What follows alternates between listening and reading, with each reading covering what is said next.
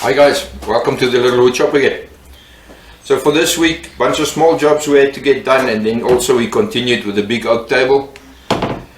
So some of the small jobs we had to get done is I had to replace two tops on the chairs, 6mm to 9mm tops, just to make it sturdier and better. Then me and Koenraad started on a little prayer box for one of his friends. We've done a lot of miters. And then also for Jaco, a good friend of mine, I stripped up some American walnut and maple into 10mm blanks that he will glue together and make some gunstocks from. Me and Koenraad then also took some red oak, glued that together to make the final two struts for the leg piece of the bigger dining room table that you've seen last week and the week before. So guys, enjoy the video. Please consider subscribing, it really means a lot to the channel. Enjoy the video.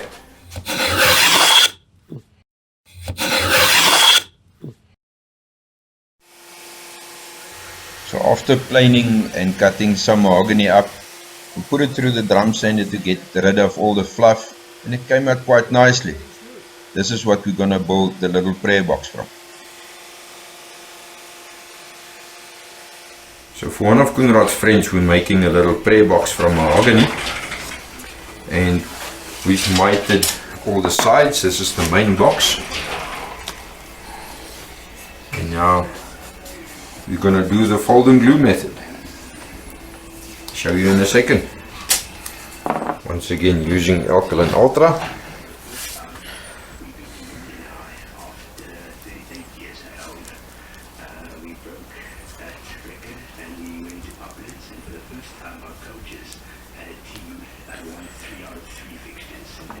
Let's see how well this works.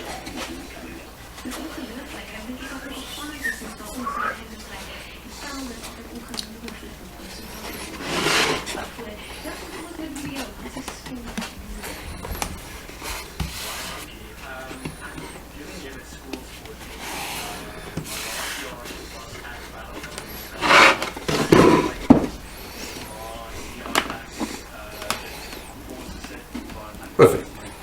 Clean up the glue squeezer. Got a box.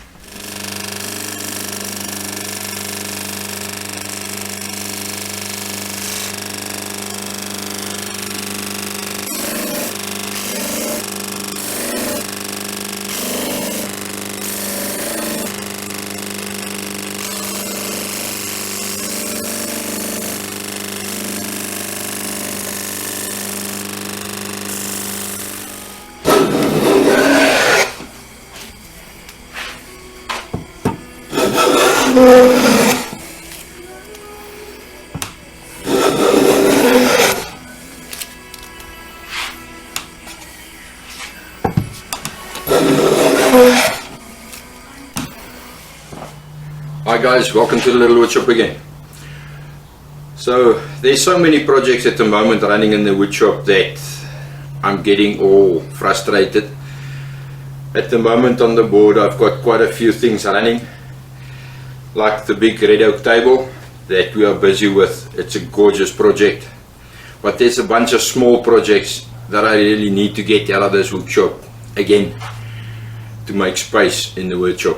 One of them is these bulb chairs. I think that's what you call them, bulb chairs, that I need to replace the bases that's made from 6mm ply. And I actually have these chairs now. I don't know if you remember, 5 months ago we did 2 of them, and then the lady brought me another 2 of these chairs, and in 4 months I couldn't get 9mm ply. So luckily my wood supplier in Botawil, he got some ply in and he delivered me 1 sheet yesterday. So I want to get these 2 out of here. Just going to replace the 2 sheets quickly with 9mm ply and then stain and varnish them to match the colors. I think this is Oregon, I'm not sure, and I think they call them bulb chairs. They actually fit together quite interesting. They got a wire band on the inside and the bottom. There's no glues on any of the joints, and the only thing that keeps them together is the 4 bolts that puts tension on the band. So I'm quickly going to disassemble and take these apart get the tops out of both, and then copy them and make them from 9mm ply, and then we'll stain them and get them out of the workshop.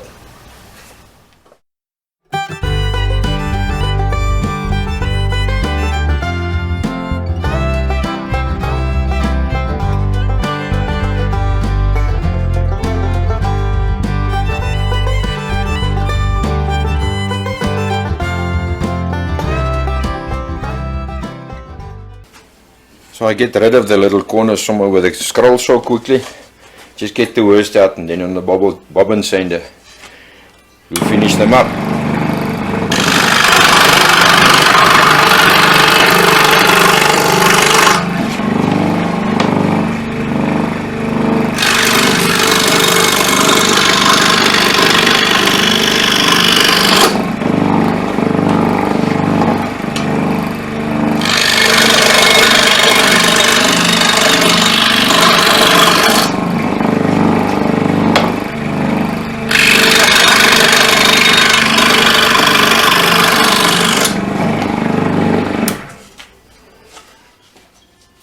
So on the previous set of chairs that I put new seats in, I've taken down the rebate with the dado stack.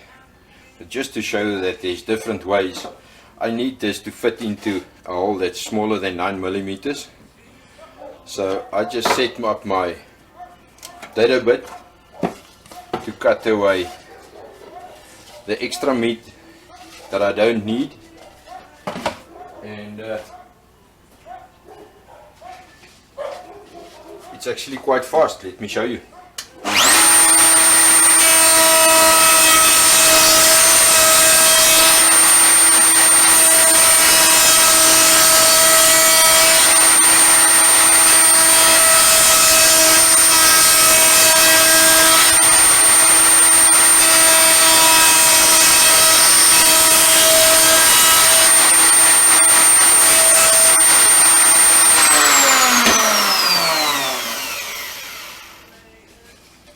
That's now the axis taken away. Much faster with that outer table than with the dado stack. So guys, that's now the two bases in. It took me about, I think I stopped counted at 11 times assembling, disassembling, assembling, disassembling to make them fit nicely in there. And I'm not going to put that footage on there. I'll definitely edit it out because there's some very unsavory words in there. I think the old people, when they actually did this design with this straps on the inside, they were thinking how they can make their grandchildren's lives miserable one day. Of course, this is the most, I hate it. It took me 5 months to remember how much I hate this assembly. But they now fitted both of them, and I'm definitely not going to disassemble them again. So I'm now going to quickly take some stains, test on the bottom, get to a color that's approximately close to something in the chair, because as you can see it's light, dark, yellow, there's all types of colors in here. So I'm just going to get something that is very close to it. My mind is telling me medium oak or something like that, or maybe a mahogany, not a mahogany, Oregon pine maybe. But let me do some tests, then I'll get back to you. So guys, my first guess was quite right. Medium oak was the closest to the color of the current chairs. I don't know if you can see the color matches. So I've done now the top and the bottom with the Nova 18 medium oak. I'm gonna leave that now for an hour or so to dry, and then we'll oil it and see how they finish up. But hopefully that's another job done. So guys, just to show you what they turn out like, and just to prove a point to a friend of mine, here you can see where I've put the medium oak. It's more of a brownish color, and then the moment you put an oily varnish or an oil based varnish on, it brings out the yellow in it. An oil varnish has got the tendency to make wood yellow, or to bring a yellow shine to something. So that is my trick with this. That's how I do this, is with the medium oak, and then you just add a oil-based varnish to bring it back to the yellow. I hope that helps. Let me finish this, then I'll show you. Quickly summarize the chairs that we've done. We've disassembled them. I've taken them apart to take out the old seat bases that were 6mm ply. Then I used them as a template, and I've got some 9mm stock to replace them with. I then rebaited them on the router table to cut the rebate to make them fit into the little slots. I then cut out the little corners on the scroll saw and made them nice and round on the bobbin sander, and then we made them fit. I did a final fit. In the end it took me quite a while to do the final fit so that the corners close nicely. They're not perfect, but they will never be perfect because it's old wood, it's not straight, and there's varnish and glue and things stuck everywhere. But I got them as good as I want them.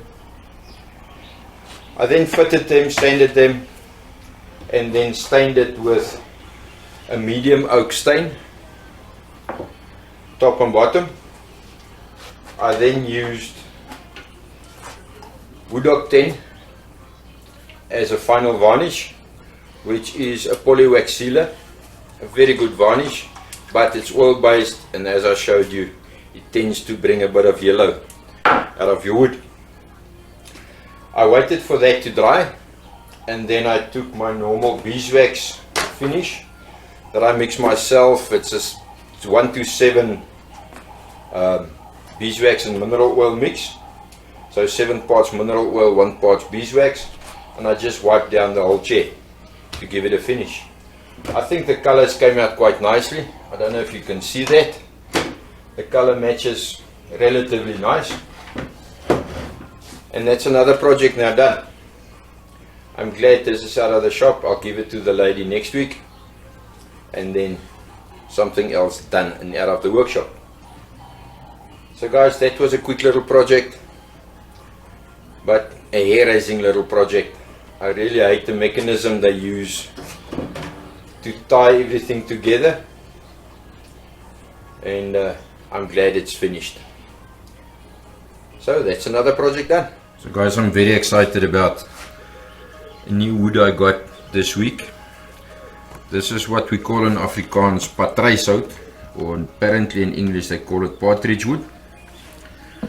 So I thought up a project that I'm gonna build a coffee table with a combination of the partridge wood and maple, and that's something you can look forward to. I think that's gonna be a very nice project, but more about that a little bit later.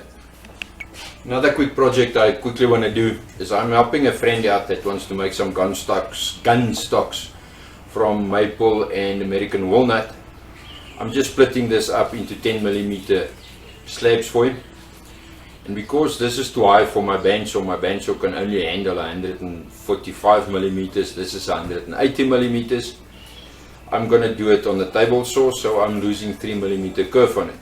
I only get 2 slabs out of a board like this. I've chopped them up in 1.2 meter lengths, so I'll get 4 pieces out of this, and then I'll cut the maple as well, 1.2 meters into 10mm strips or boards. So I start on my table saw on a low, cut it through, flip it over, cut it through, set higher, cut it through, and I end up with a little space in the middle I'll show you just now. That I'll then do with a rehoboth, cut that through, and then I'll put it through the planer until 10mm flat. Let me show you.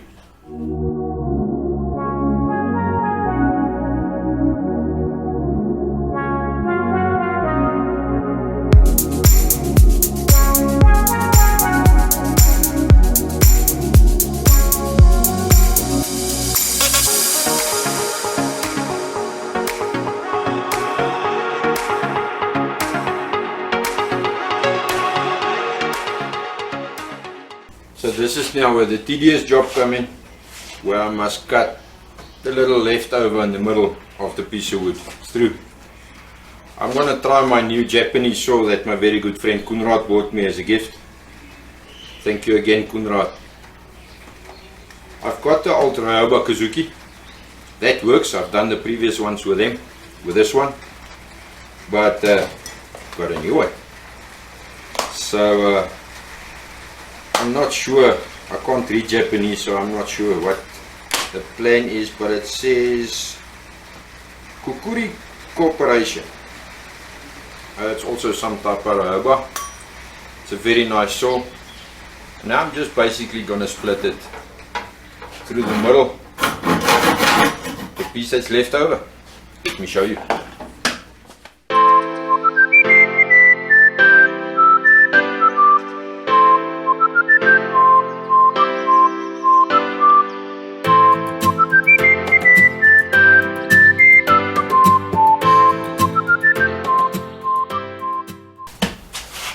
So guys, after quite a few breaks in between, this is quite the workout on the shoulders. I've got all 8 pieces, 4 of the American walnut and 4 maples. And I just clamped them together because we relieved a lot of stress by splitting them and then planing them. So I want them to stay flat, so I just put them in the clamps. And I'm going to leave them like this until Yaku comes and fetch them from me. That's another project done. So guys, thanks for watching. Please share the video, subscribe, share it with your mother-in-law, all your friends, your family, anybody that's interested. But most of all guys, stay safe, stay healthy and make some dust.